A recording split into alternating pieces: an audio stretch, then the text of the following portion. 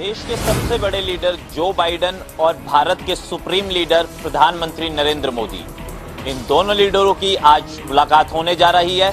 इस मुलाकात पर पूरे विश्व की नजर रहेगी क्योंकि वर्चुअल ये मीटिंग होने जा रही है। प्रधानमंत्री नरेंद्र मोदी और जो बाइडेन के रिश्ते और दोस्ती की मिसालें अक्सर दी जाती, तो ऐसे में ये मुलाकात दूसरे देशों के लिए भी काफी अहम मानी जा रही है। भारत की तरफ से बयान साझा कर बताया गया कि जो बाइडेन और पीएम मोदी के बीच मुलाकात होने जा रही है और इस मुलाकात में कई अहम मुद्दों पर सहमति जताई जा सकती है। साथ ही साथ ये मुलाकात को इस लिहाजे से भी अहम देखा जा रहा है क्योंकि यूक्रेन और रूस को लेकर इस मुलाकात में शायद संभावना जताई जा रही है कि बातचीत हो सकती है। हालांकि अभी ये कह नहीं सकते कि रूस और यूक्रेन के मुद्दे पर प्रधानमंत्री नरेंद्र मोदी की तरफ से बातचीत की जाएगी, पहल की जाएगी, लेकिन पूरे विश्व की इस मुलाकात पर नजर है। हालांकि ये मुलाकात वीडियो कॉन्फ्रेंसिंग के जरिए हो रही है, लेकिन जिस तरीके से रूस भारत की तरफ अपना रुख ठीक तरीके से रखता है और भारत भी रूस का एक पुराना मित्र देश है, तो ऐसे में प्रधानमंत्री नरेंद्र मोदी की तरफ से ये बात रखी जा सकती है कि जो बाइडेन जल्द से जल्द रूस और यूक्रेन के बीच मध्यस्थता कराए। हालांकि बाइडेन की तरफ से इस मुलाकात में ये साफ नहीं किया गया है कि वो रूस और यूक्रेन को लेकर मुलाकात में कोई बातचीत करेंगे, लेकिन प्रधानमंत्री नरेंद्र मोदी की तरफ से और भारत सरकार की तरफ से ये कहा गया है कि जो मुलाकात होने जा रही है वो भारत और अमेरिका के रिश्ते को लेकर होने वाली है और जो साझेदारियां आने वाले दिनों में दोनों देशों के बीच में होगी उस पर कई सहमति बन सकती है। पंजाब कांग्रेस के नए अध्यक्ष अमरिंदर सिंह राजा ने दिल्ली में राहुल गांधी से मुलाकात की। इस दौरान विधायक दल के नेता प्रताप सिंह बाजवा और कार्यकारी अध्यक्ष भारत भूषण आशु भी मौजूद रहे। हालांकि इस मीटिंग से नवजोत सिंह सिद्धू और चरणजीत सिंह चन्नी गायब दिखे। मुलाकात के बाद नए अध्यक्ष अमरिंदर सिंह राजा ने कहा कि पंजाब में कांग्रेस को एक नए रूप में लोगों तक पहुंचाना है। राहुल गांधी के मार्गदर्शन में प्रदेश के आखिरी व्यक्ति तक कांग्रेस की बात पहुंचनी चाहिए और वह उस दिशा में काम करेंगे। राजा ने कहा कि चुनौती बढ़ी है, लेकिन उन्हें चुनौतियां बहुत पसंद है। 2014 में लोकसभा चुनाव हारने के बाद पार्टी ने उन्हें यूथ कांग्रेस का राष्ट्रीय अध्यक्ष बनाया और फिर अब विधानसभा चुनाव हारने के बाद पंजाब की बागडोर उन्हें सौंपी गई है। आपको बता दें कि विधानसभा चुनाव हारने के बाद कांग्रेस आलाकमान ने प्रदेश के संगठन में बदलाव के लिए पिछले अध्यक्ष नवजोत सिंह सिद्धू का इस्तीफा मांगा था, जिसके बाद अब अमरिंदर सिंह राजा को कांग्रेस का नया अध्यक्ष बनाया गया है। कोरोना ने एक बार फिर से लोगों को डराना शुरू कर दिया है। कई राज्यों में मामलों में कमी देखी जा रही है तो कई राज्यों में कोरोना का संक्रमण फिर से बढ़ता जा रहा है। आपको बता दें, दिल्ली और हरियाणा में कोरोना के मामले फिर बढ़ने लगे हैं। इसी के साथ कोरोना के नए वेरिएंट XE का पहला केस भी सामने आ चुका है। दिल्ली में ये आंकड़े चिंता बढ़ाने लगे हैं क्योंकि 4 अप्रैल को यह 85 नए मामले सामने आए थे। वहीं एक हफ्ते बाद 141 नए मामले हो चुके हैं। साथ ही एक मरीज की मौत भी हो चुकी है। हरियाणा में भी कोरोना का असर फिर से बढ़ने लगा है। रविवार को संक्रमण में 79 मामले सामने आए। केंद्र स्वास्थ्य मंत्रालय ने कोरोना संक्रमण की चौथी लहर बताया है। चीन और अमेरिका के बढ़ते कोविड मामलों के बीच स्वास्थ्य मंत्रालय ने 5 राज्यों को चेतावनी जारी की है। केंद्र स्वास्थ्य सचिव ने हरियाणा, दिल्ली, केरल, महाराष्ट्र और मिजोरम की सरकार को चिट्ठी भी लिखी है। स्वास्थ्य सचिव ने राज्यों से सतर्क रहने की हिदायत दी है। साथ ही 18 से ऊपर आयु वाले लोगों को बूस्टर डोज लगवाने की अपील भी की है। नगर निगम के अधिकारियों द्वारा सरकार को भेजी गई रिपोर्ट के बाद प्रदेश की सरकार ने फरीदाबाद शहर को 2 साल पहले कैटल फ्री घोषित कर दिया था, लेकिन धरातल की सच्चाई यह है कि शहर की सड़कों पर लावारिस बेसहारा पशुओं की भरमार है। सड़कों और गलियों में घूम रहे लावारिस पशु हर रोज हादसों का कारण बन रहे हैं। पिछले अगर 3 साल की बात करें तो कई लोग सड़कों पर घूमते पशुओं के कारण हादसों में जान गंवा चुके हैं। इसके बावजूद भी स्थिति में कोई सुधार नहीं हो रहा। सड़कों और गलियों में सांडों की लड़ाई आम बात हो गई है, जिससे लोगों को काफी आर्थिक नुकसान भी होता है। कागजों में घोषित सड़कों पर कैटल फ्री शहर के निवासियों को हकीकत में अब तक जिला प्रशासन अधिकारी लावारिस बेसहारा पशुओं से राहत नहीं दिला पाए हैं। इंदौर जिलाइल में चल रहे सब्जी मेले का आज समापन हो गया। आज अंतिम दिन प्रदेश के कृषि मंत्री जेपी दलाल ने बतौर मुख्य अतिथि शिरकत की। बता दें कि जिस प्रकार से 3 दिन से ये मेला चला हुआ था, प्रदेश के हजारों किसानों ने यहाँ शिरकत करके विभिन्न प्रकार की सब्जियों के बारे में जानकारी ली। वह अपनी फसलों को बदलकर जिस प्रकार से खेतों में उगाया जाए और ज़्यादा मुनाफा कमाया जाए उसकी जानकारी दी। जेपी दलाल ने बताया कि जिस प्रकार से आज मेले का समापन है और बताया गया कि हजारों की तादाद में किसानों ने यहाँ आकर जानकारी दी है। वो कहीं ना कहीं ये किसानों की जो इनकम है उसमें वृद्धि करने का काम करेंगे। उन्होंने बताया कि प्रदेश सरकार द्वारा जिस प्रकार से इंडो इजराइल में समझौता कर इस प्रकार के मेलों का हर साल आयोजन किया जाता है, वो कहीं ना कहीं किसानों के लिए एक काफ़ी लाभदायक सिद्ध हो रहा है। इसी प्रकार से प्रदेश विभिन्न जिलों में भी केंद्र स्थापित करने जा रही है, जिससे किसानों को मोटिवेट करने के लिए काफ़ी सहायता मिल सके। इसके बाद कृषि मंत्री नई अनाज मंडी में पहुंचे और वहां आढ़तियों व किसानों की समस्याओं को सुना और अधिकारियों को निर्देश दिए कि भी किसी प्रकार से जो समस्या है वो आढ़तियों और किसानों को नहीं आनी चाहिए, ताकि किसान समय पर अपनी गेहूं लेकर मंडी में आए और बेचकर चले जाएं। भवानीखेड़ा सिद्धपुर रोड पर अज्ञात वाहन की चपेट में आने से 2 युवक शंकर और रविंदर की मौके पर ही मौत हो गई। दोनों की मौत से गांव में मातम पसरा हुआ है। वहीं रविंदर अपने माता पिता का इकलौता पुत्र बताया जा रहा है। दोनों ही भवानीखेड़ा में बर्फ लेने के लिए आए थे और रविंदर की पूर्व गांव में जूस की दुकान है। इसी को लेकर वो दोनों बर्फ लेने के लिए भवानीखेड़ा आए थे और भवानीखेड़ा से पूर्व जाते हुए किसी अज्ञात वाहन की चपेट में आने से दोनों की मौके पर मौत हो गई। पुलिस ने मामला दर्ज कर जांच शुरू कर दी है। वहीं दोनों के शवों का पोस्टमार्टम कराकर परिजनों को सौंप दिया है। ऊना में लगातार बढ़ती गर्मी को देखते हुए लोग जो हैं बाजारों से गायब होते हुए नजर आ रहे हैं। अगर बात की जाए तो कुल मिलाकर आज ऊना में 38 डिग्री टेम्परेचर जो है वो आन पहुंचा है।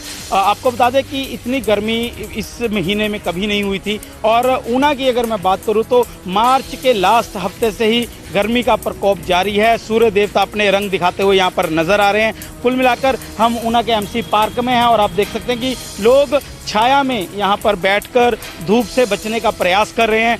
अगर ऊना की बात करें तो ऊना समतल इलाका है, पहाड़ी इलाका ज़्यादातर नहीं है। यहाँ पर हमेशा ही टेम्परेचर बहुत ज़्यादा हो जाता है और उसी का नतीजा है कि आज की डेट में लगभग 38 डिग्री के आसपास तापमान जो है वो पहुंच चुका है। हमने काफ़ी लोगों से बात भी की तो उन्होंने सबका यही कहना था कि इतनी भीषण गर्मी आज से पहले कम से कम अपने जीवन काल में 25-30 सालों में हमने नहीं देखी है। पर लेकिन इस बार जो गर्मी पड़ रही है वो कहीं ना कहीं उससे निजात पाना बहुत ही मुश्किल यहाँ पर दिखता हुआ नज़र आ रहा है। कुल मिलाकर अगर बात करें तो आमतौर पर ये पार्क जो है वो भरा होता है। यहाँ पर स्टूडेंट्स या अन्य लोग जो हैं वो लुत्फ़ उठाने, शांति महसूस करने के लिए यहाँ पर पहुँचते हैं। पर लेकिन अब ये जो पार्क है ये भी खाली नज़र आ रहा है। यहाँ पर बहुत ही कम मात्रा में लोग जो हैं वो रेस्ट करने के लिए पहुँच रहे हैं। कैमरा पर्सन ज्योति सियाल के साथ जनता टीवी के लिए ऊना से पंकज कतना की रिपोर्ट।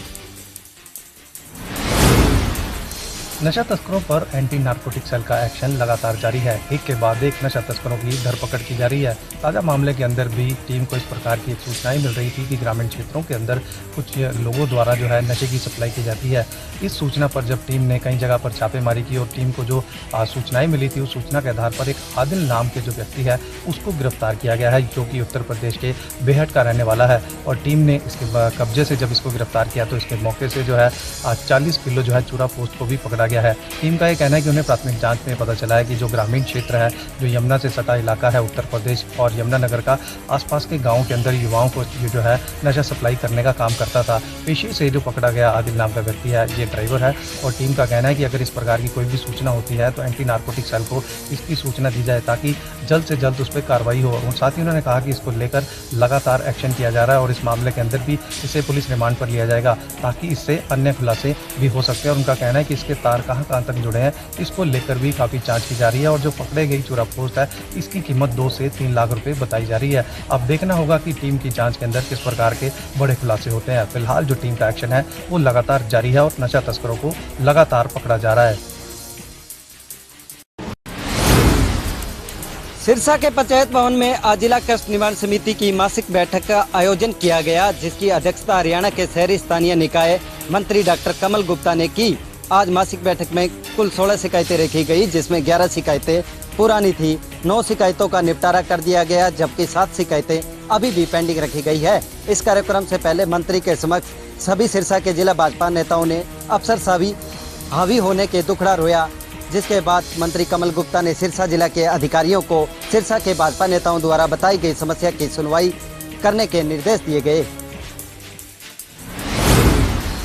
कन्नौर के अगवानपुर रोड स्थित एक कॉलोनी में कलयुगी पुत्र ने अपनी मां की उस समय गोली मारकर हत्या कर दी जब वह पशुवाड़े में किसी काम के लिए गई थी। इसी दौरान कलयुगी पुत्र दीपक अपनी मां सतवंती के साथ उसकी सैलरी को लेकर कहासुनी करने लगा। मृतक सतवंती दिल्ली में अपनी पति की जगह सरकारी स्कूल में सरकारी नौकरी करती थी और उसका वेतन को लेकर कहासुनी करने पर उसने अपनी मां को गोली मार दी। गोली लगने के बाद जैसे ही पड़ोस के लोगों को लगी तो वे तुरंत मौके पर पहुंचे और मृतक सतवंती को उपचार के लिए कानपुर पीजीआई ले जाने लगे तो उसने रास्ते में ही दम तोड़ दिया। सूचना मिलने पर कन्नौर पुलिस मौके पर पहुंची और मृतक महिला का पोस्टमार्टम कराकर परिजनों को सौंप दिया। मौत का कारण बताया जा रहा है कि मृतक दीपक अपनी मां सतवंती की सैलरी पर नजर रखता था और उसकी मां घर का खर्च चलाने के लिए उसे सैलरी देने से मना कर दी थी। बस इस मामूली सी बात को लेकर कलयुगी पुत्र ने अपनी मां की गोली मारकर हत्या कर दी। साइबर सिटी गुरुग्राम में 18 से 59 साल के लोग अब बूस्टर डोज लगवा सकते हैं। उसी को लेकर स्वास्थ्य विभाग द्वारा निर्देश जारी किए गए हैं और ऐसे में 25 ऐसे केंद्र बनाए गए हैं जहां पर 18 से 59 साल के लोग बूस्टर डोज लगवा सकते हैं। उसके लिए कीमत भी निर्धारित की गई है। 386 रुपए में आप बूस्टर डोज लगवा सकते हैं। हालांकि 60 साल से ऊपर वाले लोग सरकारी केंद्रों पर जाकर बूस्टर डोज लगवा सकते हैं। स्वास्थ्य विभाग द्वारा ये निर्देश जारी किए गए हैं और इसकी शुरुआत भी कर दी गई है। महंगाई चरम सीमा पर है। डीजल व पेट्रोल के दामों में आग लगी है। इसके अलावा सब्जी, फलों तथा खाद्य पदार्थों की बात करें तो सभी के दाम लगातार बढ़ रहे हैं। नींबू के दामों में सबसे ज़्यादा बढ़ोतरी देखी जा रही है। नींबू 300 रुपये प्रति किलो की दर से बेचा जा रहा है। इसके अलावा भिंडी 100 रुपये प्रति किलो तो अन्य सामान के दाम भी लगातार बढ़ रहे हैं। यहाँ तक कि दूध के दाम भी इस भीषण गर्मी की वजह से बड़ी तेज़ी से पिछले कुछ दिनों से बढ़ते जा रहे हैं। महंगाई ने आम आदमी की कमर तोड़ कर रख दी है। यहाँ तक कि रसोई का बजट भी महंगाई की वजह से गड़बड़ा गया है। इसी महंगाई को मुद्दा बनाकर अब सत्ता पक्ष के लोगों को विपक्ष घेरने का काम कर रहा है। हिमाचल प्रदेश में कोरोना के मामलों में जो है अब लगातार गिरावट दर्ज की जा रही है। ऐसे में पर्यटक कारोबारियों के लिए जो है अच्छा कारोबार होने की उम्मीद जगी है। समर सीजन से पहले ही पर्यटकों की आमद जो है शिमला में बढ़ने लगी है, लेकिन इसी बीच शिमला में पर्यटकों की बसों की एंट्री न होने की वजह से गुजरात के ट्रैवल एजेंट्स ने शिमला को बायकॉट कर दिया है। इसी के साथ ही अब जो है और राज्य भी, चाहे वो बात करें महाराष्ट्र की या फिर वेस्ट बंगाल की, उनके ट्रैवल एजेंट्स भी शिमला में बसें न भेजने की बात कर रहे हैं। वही शिमला टूर ट्रैवल एसोसिएशन के अध्यक्ष नवीन पॉल ने सरकार से मांग की है कि सरकार इन बसों के लिए एक नियमित टाइम यहाँ पर तय करे। इसके साथ ही एक ट्रैफिक प्लान तैयार करने की यहाँ पर मांग की है। वहीं मुख्यमंत्री जयराम ठाकुर ने इस पे अपना वक्तव्य देते हुए कहा है कि इस मामले को लेकर उनकी किसी भी तरह की कोई भी जानकारी उनके पास नहीं है। अगर जैसे ही उनके सामने ये मामला आएगा तो उस पर निश्चित तौर पर कार्रवाई अमल पर लाई जाएगी। फरीदाबाद के एनआईटी स्थित चाचा चौक पर दो पक्षों में जमकर मारपीट हुई। इस दौरान जमकर दोनों पक्षों के बीच लाठी डंडे चले और इस पूरे वारदात को देखकर वहां के स्थानीय दुकानदारों ने भागने में ही अपनी गनीमत समझी। यह पूरा मामला सीसीटीवी कैमरा में कैद हो गया और इसके बाद सोशल मीडिया पर जमकर वायरल हुआ। यह मामला पुलिस तक भी पहुंचा और पुलिस ने आरोपियों की तलाश शुरू कर दी और पुलिस का दावा है कि जल्द ही आरोपी पुलिस की गिरफ्त में होंगे। हालांकि जब आसपास के लोगों से पूछना चाहा तो पुराना लेन देन के चलते रंजिश का मामला ये बताया जा रहा है। फिलहाल इस मारपीट के दौरान जो लोग घायल हुए उन्हें स्थानीय अस्पताल में भर्ती कराया गया है, लेकिन साथ ही साथ इस पूरे मामले के बाद स्थानीय दुकानदार काफी दहशत में नजर आ रहे हैं। वहीं साथ ही साथ पुलिस की व्यवस्था पर भी सवाल खड़े हो गए, जिसमें जो दावा किया जाता है कि सेवा सुरक्षा सहयोग पुलिस प्रदान करेगी, लेकिन जिस तरह से बेखौफ होकर लगातार इस तरह के मामले सामने आ रहे हैं, कहीं ना कहीं पुलिस की कार्यशैली पर भी बड़ा सवाल खड़ा होता दिख रहा है। हरियाणा विद्यालय शिक्षा बोर्ड के 10वीं और 12वीं की परीक्षाएं लगातार चालू है। आपको बता दें कि 8 तारीख को एक पेपर जो है वो लीक हुआ था, जिसकी जांच कराई गई थी। आज मामले का पटाक्षेप हुआ है। मामले के बारे में डॉक्टर जगबीर सिंह, जो कि हरियाणा विद्यालय शिक्षा बोर्ड के चेयरमैन हैं, उनका कहना है कि ये पेपर जो है मात्र गैर सेंटर से लीक हुआ था, जिसकी सारी पुष्टि हो चुकी है। इस मामले में कंप्यूटर अध्यापक पवन कुमार को आरोपी ठहराया गया है। उन्हें पकड़ करके आज पुलिस के हवाले भी कर दिया है। उन्होंने बताया कि इस मामले में एक छात्र है, वो भी दोषी है। दोनों के खिलाफ विभिन्न धाराओं के तहत कार्रवाई जो है वो करवा दी गई है और पुलिस को शिकायत दे दी गई है और पुलिस ने दोनों को पकड़ भी लिया है और आगे की पूछताछ जारी है। मंडी में श्रमिकों को अपनी मजदूरी का ठोस आश्वासन न मिलते देख आज श्रमिकों ने नई अनाज मंडी में हड़ताल शुरू कर दी। बता दें कि भी ये हड़ताल सुबह 9 बजे से लेकर 11 बजे तक चली है। जिस प्रकार से मंडी में श्रमिकों ने हड़ताल शुरू कर दी, उसको लेकर मंडी में अफरा तफरी का माहौल पैदा हो गया था। बता दें कि इस प्रकार से प्रदेश सरकार ने पूर्व में ये आदेश पारित कर दिए कि जो किसान मंडी में गेहूं की फसल लेकर आएगा, अब की बार उसे मंडी में मजदूरी नहीं देनी पड़ेगी। इसको लेकर मंडी के जो व्यापारी है, आड़ती है और जो मजदूर एसोसिएशन है, उनमें कहीं ना कहीं पिछले काफ़ी समय से ही असमंजस की स्थिति बनी हुई थी कि मजदूरों की पेमेंट अब की बार कौन देगा। इसको लेकर आज मंडी मजदूर एसोसिएशन ने हड़ताल कर दी और ये हड़ताल 2 घंटे तक चली। हड़ताल की सूचना मिलते ही स्थानीय विधायक हरविंदर कल्याण व एसडीएम घरोंडा अभय जागना मौके पर पहुंचे और उन्होंने करीब 2 घंटे तक मंडी एसोसिएशन व मजदूर एसोसिएशन से बातचीत करके इसका हल निकाल लिया और मजदूरों को आश्वासन दिया कि उनको मजदूरी पूरी तरह से दी जाएगी, जिसके बाद मजदूरों ने हड़ताल खोल दी और मंडी का काम सुचारू रूप से शुरू कर दिया है। मामूली सी कहासुनी और हो गई हत्या। शाहबाद के गांव संभालकी में कुछ ऐसा ही हुआ। गांव के राजेंद्र पर आरोप है कि उसने अमरजीत की तेजधार हथियार से हत्या कर दी। पुलिस ने मामला दर्ज कर लिया है और जांच की जा रही है। शव को पोस्टमार्टम के लिए भेजा गया है। पुलिस ने शुरुआती जांच में पाया है कि मामूली सी कहासुनी पर राजेंद्र ने अपने गांव के अमरजीत की कसी के साथ हत्या की है। फतेहाबाद में एक महिला लेक्चरर के साथ गैंगरेप करने का मामला सामने आया है। महिला ने अपने पति व उसके 2 दोस्तों पर गैंगरेप का आरोप लगाया है। महिला थाना प्रभारी अरुणा ने बताया कि एक महिला द्वारा उन्हें शिकायत दी गई है, जिसमें शिकायत में महिला ने अपने पति व उसके 2 दोस्तों पर उसके साथ गैंगरेप करने का आरोप लगाया है। महिला ने यह भी बताया कि उसके पति द्वारा उसकी एक वीडियो बनाई गई, जिसे वह दिखाकर बार बार महिला को ब्लैकमेल कर रहे थे और उसे पैसे उठाने का काम कर रहे थे। फिलहाल महिला द्वारा जो शिकायत दी गई है, उसकी शिकायत के आधार पर 3 महिलाओं सहित 6 लोगों के खिलाफ मामला दर्ज कर लिया गया है और आगामी जांच जारी है। जल्द ही आरोपियों को गिरफ्तार कर लिया जाएगा। अब देखना ये होगा कि पुलिस की जांच में क्या तथ्य सामने आते हैं और पुलिस इसमें क्या बड़ा खुलासा करती है।